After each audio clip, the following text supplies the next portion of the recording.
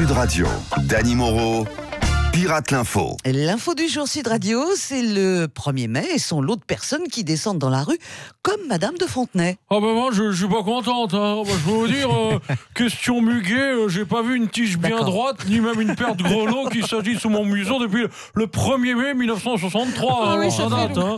Oh là là. Monsieur Macron, comment vous la sentez cette journée? Pardon de vous le dire, mais ça va être un putain de merdier entre les gilets jaunes qui vont se mélanger aux cégétistes, aux lepénistes, aux anarchistes, aux journalistes, aux cyclistes et aux taxidermistes, sans compter les casseurs casse-couilles déguisés en Benalla. Ça va être le Venezuela en plein Paris.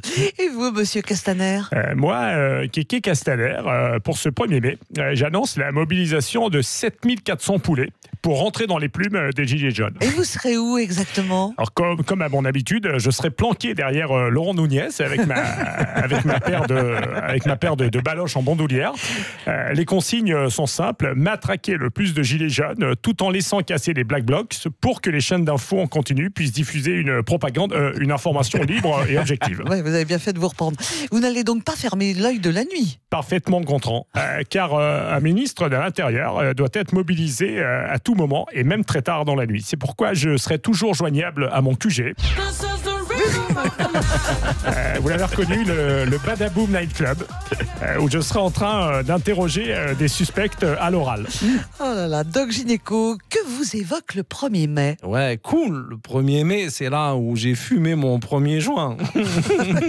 Alors du coup, je suis inquiet parce que il y a mon disque qui est sorti et il n'est pas encore rentré. Tu vois. Et vous, Patrick Bruel? Faut arrêter avec le 1er mai. Ces vendeurs de muguet à tous les coins de rue, là, ils t'arnaquent tellement qu'à côté, les laveurs de vitres romains au feu rouge, c'est Mère Teresa. Putain. François Fillon, ça représente quoi pour vous la fête du travail? Mais c'est quoi le travail? Alors, c'est faire un boulot qui génère le versement d'un salaire. Mais pas besoin de bosser pour ça, Billy. Il suffit d'avoir un logiciel, une photocopieuse pour sortir le butin de salaire et hop, virement automatique sur un compte bancaire. Voilà, c'est tout. Christian Clavier, vous célébrez ce 1er mai? Ok, mais aujourd'hui, c'est toute l'équipe du Splendide qui pleure une belle plante sauvage aux racines bourguignonnes, une anémone, hein. Alors plutôt que le 1er mai, je célèbre la Sainte Thérèse. Alors bonne fête Thérèse, je te retourne et je te bise. C'est mignon. Le mercredi, et oui, c'est Bacri. Ouais.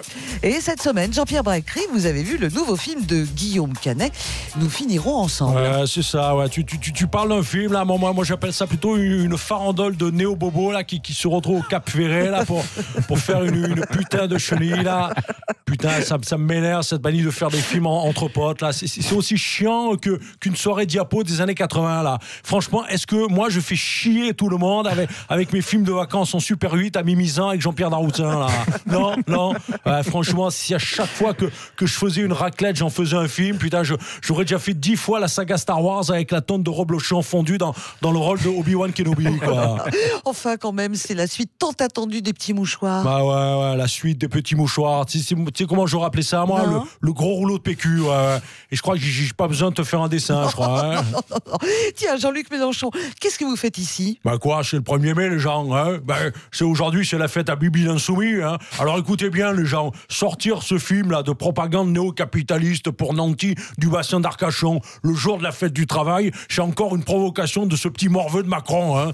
Bon, putain, Jean-Luc, là, pourquoi tu viens me faire chier dans ma propre chronique, là, en essayant de râler plus fort que moi? Putain, il m'énerve, lui, hein. Fous-moi le camp, là. Bon, allez, puisque c'est comme ça, là, je vais passer ma journée avec des vrais gens engagés qui se battent pour leurs idéaux, là. Ah, donc vous serez dans la rue avec les gilets jaunes? Non, je serai dans mon canapé devant un documentaire sur les manifs de mai 68. Voilà. C'est beaucoup plus simple.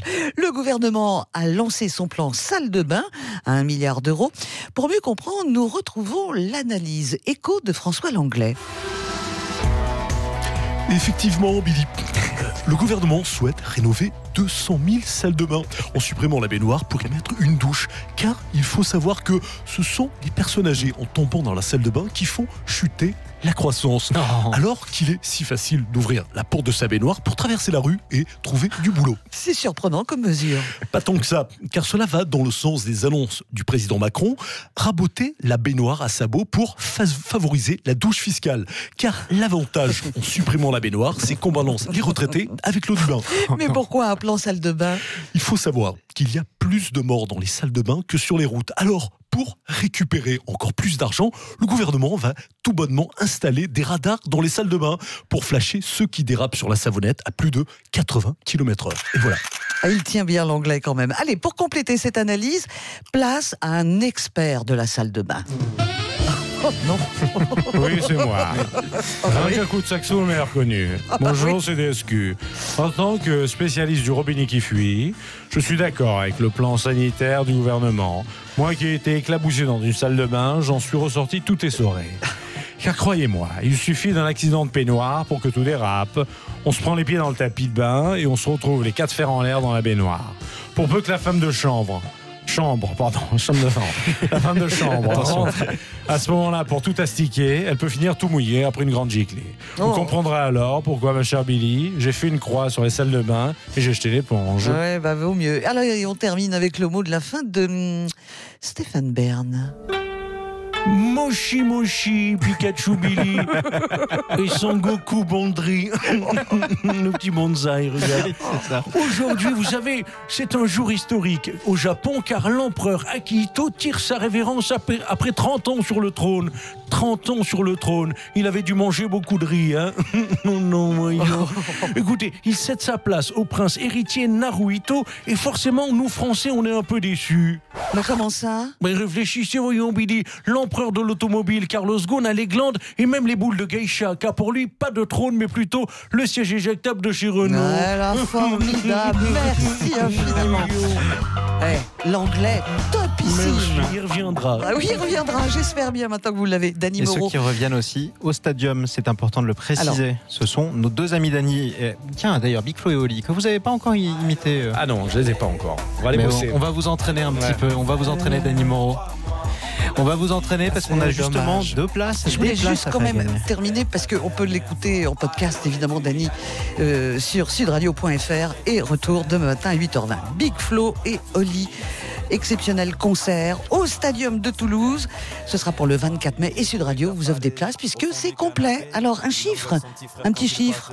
Un petit chiffre, on va Oui. dire le 17e appel. Le 17e appel. Francis Cabrel aurait appel. pu dire le 17, tu vois. Oui, le 17, c'est le numéro de la ouais. police aussi. Voilà.